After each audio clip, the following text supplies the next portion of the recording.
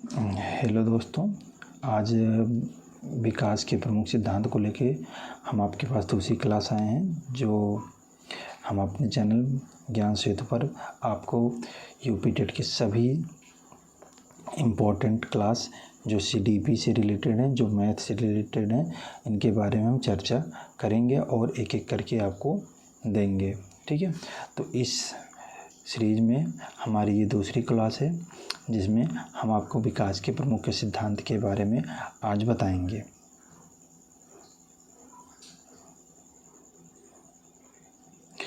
ठीक है, अब हम समझते हैं पहले विकास की विशेषता क्या क्या होती हैं। पहली विकास की विशेषता होती है विकास हमेशा क्रमबद्ध होता है। ठीक है, सिक्वेंशियल, दैट मीन्स आप शैशवावस्था से बाल्यावस्था, बाल्यावस्था से किशोरावस्था में ही जाएंगे। नंबर 2, विकास जो है सिर से पैर की तरफ होता है, मतलब पहले बच्चे का मस्तिष्क विकास होता है, उसके बाद वो अपने पैरों हाथों पे कंट्रोल करना सीखता है। नंबर 3, विकास केंद्र से बाहर की ओर होता है। ठीक है, नंबर 4, विकास की गति हमेशा समान नहीं होती। इसका मतलब आप समझ ही रहे होंगे कि कभी विकास ज़्यादा और कभी विकास कम होगा। और 5वां, विकास की व्यक्तिगत अंतर होते हैं। ठीक है, नंबर 6, विकास वंशानुक्रम और वातावरण दोनों पे निर्भर करते हैं। इसका मतलब ये हुआ कि बच्चा के माता पिता या उसके पूर्वज जैसे होंगे, उसका विकास कुछ हद तक वैसे हो सकता है। वातावरण जैसे उनका समाज होगा, उनका बच्चे का विकास भी वैसा होगा। मतलब विकास वंशानुक्रम और वातावरण दोनों पर निर्भर करता है। विकास जीवन भर चलने वाली प्रक्रिया होती है। विकास जन्म से मृत्यु तक विकास चलती रहती है।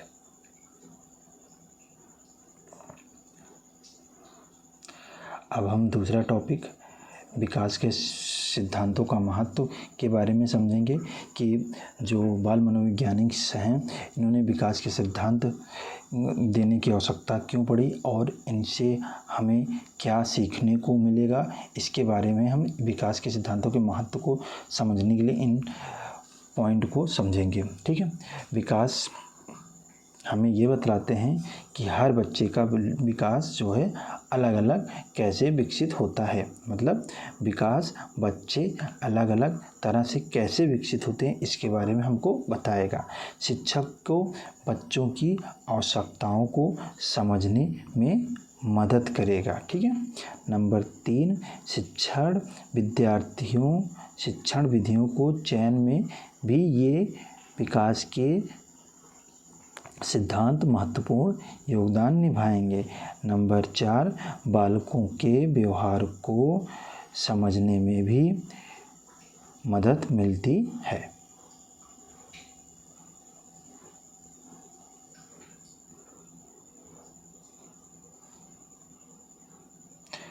हम इस क्लास के अंतर्गत विकास के इन 9 सिद्धांतों के बारे में पढ़ेंगे। जैसे पहला सिद्धांत होगा सिगमंड फ्रायड का मनोविश्लेषणात्मक सिद्धांत।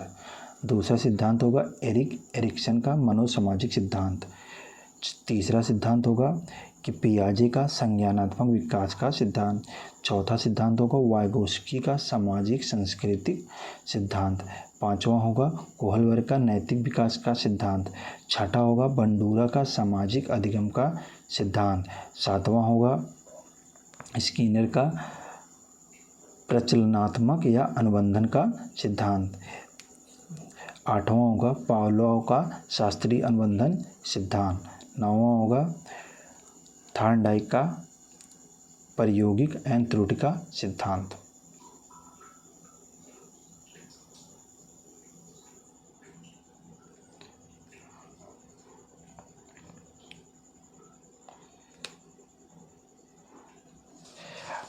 अब देखें, अब हम पहला सिद्धांत के अंतर्गत आते हैं। ठीक है, अब पहले सिद्धांत को दिया किसने? फ्रायड ने। इनका सिद्धांत क्या था? मनोविश्लेषणात्मक सिद्धांत। इसके अंतर्गत हम फ्रायड के अनुसार व्यक्तित्व के अनकॉन्शियस माइंड और लिबिडो पर आधारित होता है। ठीक है, अब इसमें इन्होंने 3 भाग में बताया। पहला इड, दूसरा ईगो, तीसरा सुपर ईगो। ठीक है, मनोविश्लेषणात्मक में इन्होंने 3 भाग में इसको समझाया है फ्रायड ने। पहला क्या है, इड, दूसरा क्या है, ईगो, तीसरा क्या है, सुपर ईगो।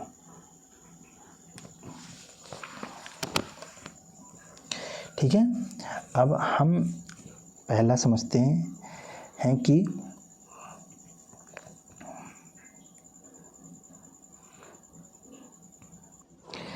जैसे अब इड का मतलब होता है कि केवल इच्छा। दैट मीन्स जैसे जैसे शैशवावस्था के बालक होता है उनको सिर्फ अपने चीज़ों से मतलब होता है। दैट मीन्स उनकी केवल इच्छा, जो उनकी केवल खुशी होती है, उनसे वो मतलब रखते हैं। दूसरा ईगो, ईगो मतलब क्या हुआ, वास्तविकता। जैसे बाल्यावस्था का बालक क्या होता है कि वास्तविकता के बारे में, क्या रियलिटी है उसके बारे में समझने लगता है। तीसरा क्या बताया, सुपर ईगो मतलब नैतिकता। बच्चे के अंदर नैतिक भाव आने लगते हैं कि क्या अच्छा है, क्या बुरा है, क्या गलत है, क्या सही है। जैसे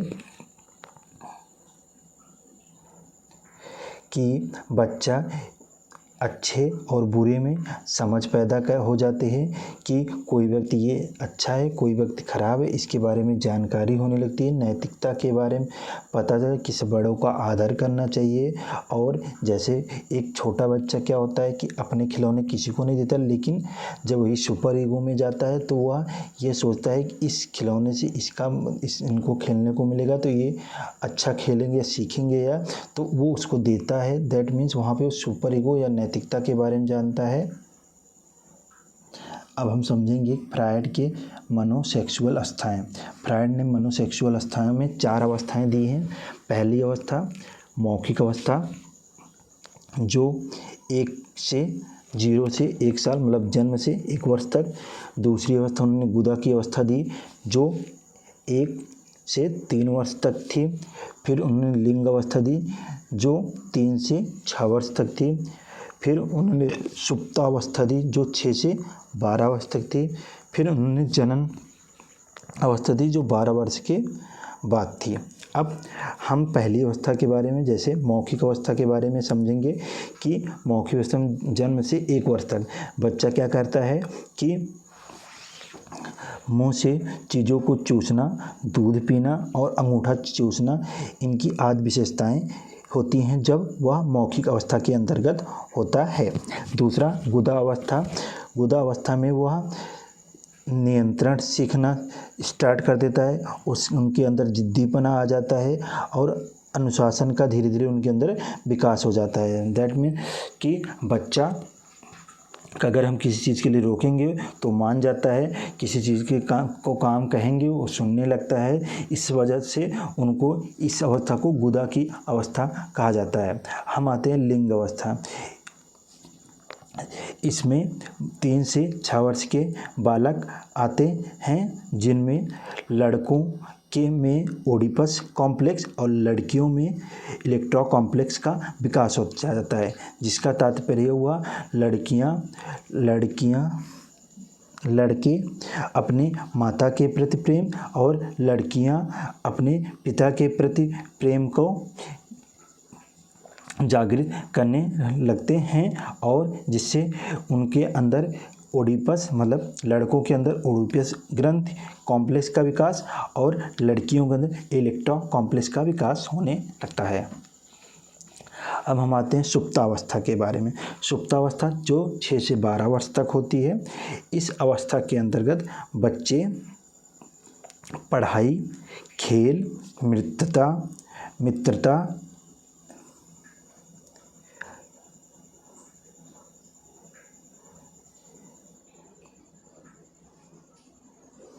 आदि का विकास होता है, और इस अवस्था में यौन ऊर्जा सुप्त रहती है। मतलब दैट मीन्स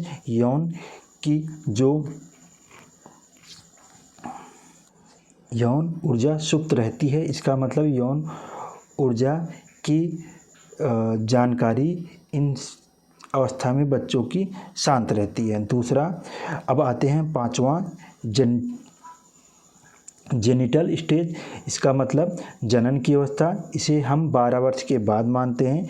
इसमें बच्चा किशोर हो जाता है, यौन की परिपक्वता आ जाती है और वह अपने परिपक्व संबंधों का शुरुआत करता है, जिसमें लड़के लड़कियों से दोस्ती करना और अपने यौन उत्सुकता को जानना और इनके बारे में उनको जानकारी होने लगती है। इस अवस्था को जनन की अवस्था कहते हैं।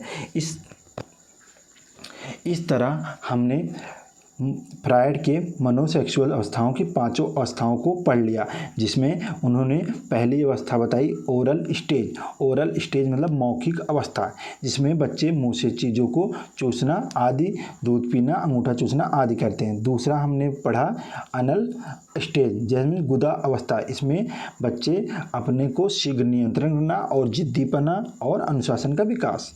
लिंग अवस्था और सुप्तावस्था और जनन अवस्था, हमने 5 अवस्थाओं को इस टॉपिक के अंदर कवर कर लिया।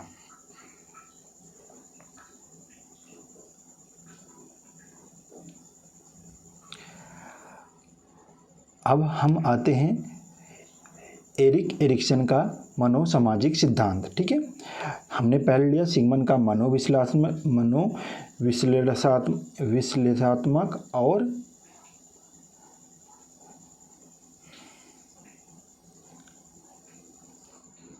ठीक है। और दूसरा हम पढ़ेंगे एरिक एरिक्सन का मनोसामाजिक सिद्धांत। एरिक एरिक्सन ने मनुष्य के अनुसार व्यक्तित्व के विकास सामाजिक अनुभवों और सामाजिक संबंधों के माध्यम से होता है। इन्होंने इनके 2 शब्द सामाजिक अनुभव, दूसरा शब्द सामाजिक संबंध के माध्यम से ही व्यक्तित्व का विकास होता है। इसमें पहला टॉपिक उन्होंने दिया कि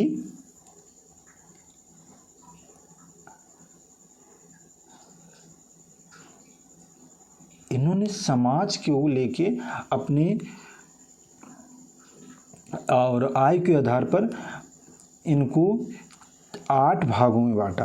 पहला भाग बांटा विश्वास बनाम अविश्वास। जैसे बच्चों में विश्वास और अविश्वास का विकास हो जाता है। जैसे क्या होता है कि जैसे जन्म से 1 साल तक बच्चा अपनी माँ को चिन्हता है और माँ के अलावा और लोगों पे अपना अविश्वास रखता है। ठीक है। दूसरा स्वायत्तता बनाम लज्जा।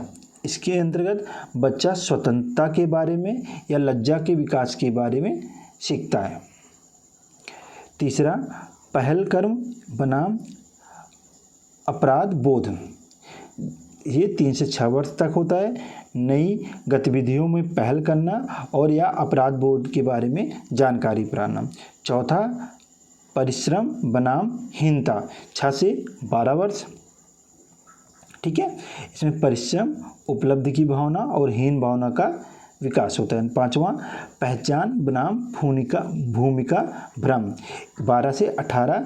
इसमें बच्चे अपने आप को पहचान बनाना और अपनी भूमिका के बारे में भ्रम को पैदा करना आदि होता है। 5वां है आत्मीयता बनाम अलगाव, जो 18 से 25 वर्ष होता है। इसमें आत्मीय संबंधों या अलगाव के बारे में वो जानकार। 7वां सृजनशीलता बनाम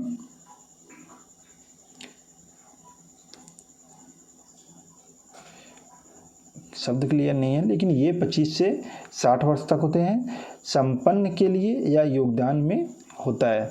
8वां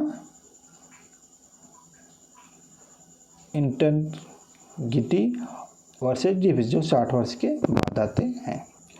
हमने इस क्लास में 2 विकास के सिद्धांतों के बारे में पढ़ा, जो सिगमंड फ्रायड का मनोसेक्सुअल सिद्धांत, दूसरा एरिक एरिक्सन का सिद्धांत। एरिक एरिक्सन ने 8 सिद्धांत दिए, जिसमें हमें इम्पॉर्टेंट है एरिक एरिक्सन के 5 सिद्धांत, जो जन्म से 1 वर्ष, जन्म से 3 वर्ष और जन्म से 1 वर्ष, 1 से 3 वर्ष, 3 से 6 वर्ष, 6 से 12 वर्ष और 12 से 18 वर्ष।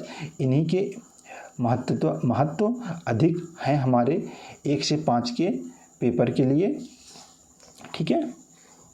और अब आगे का हम 7 विकास के सिद्धांतों को आगे की क्लास में पढ़ेंगे। इस क्लास में हम इतना ही समझेंगे। आगे की क्लास जानने के लिए और नोटिफिकेशन पाने के लिए सबसे पहले आप हमारे ज्ञान सेतु चैनल को सब्सक्राइब कीजिए और हमारे इस चैनल को शेयर कीजिए अपने दोस्तों के साथ, जिससे हम थोड़ा और इंटरेस्ट से हम आपको यूपी टेट के बारे में और जानकारी दे सकें। धन्यवाद।